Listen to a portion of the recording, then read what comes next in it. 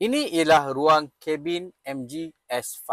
Bagi aku menarik sebab dia guna banyak material berbeza yang membuatkan ruang kabin ini tak nampak murah. Terutama dekat bahagian papan muka ni, dekat depan ni dia ada perforated leather, lepas tu dia ada soft touch dekat sini, macam ada kemasan karbon dan sini pun ada juga soft touch. Untuk pemandu, dia bagi 10 inci punya paparan digital. Skrin dia pula bersaiz 12.8 inci. Apa yang aku suka ialah dia tak banyak sangat menu dan senang untuk cooperate. Apa yang aku suka ialah dia ada physical button untuk aircon. Memang senang kau nak guna. Kat sini kau boleh adjust untuk dia punya suhu. Dan ini adalah untuk dia punya kipas. Ini pula adalah button untuk home screen.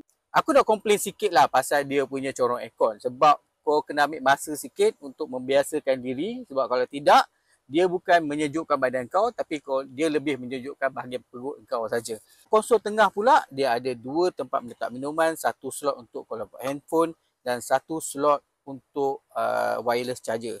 Konsol tengah ni nampak kemas sebab dia ada gear jenis rotary sini, memang senang untuk digunakan.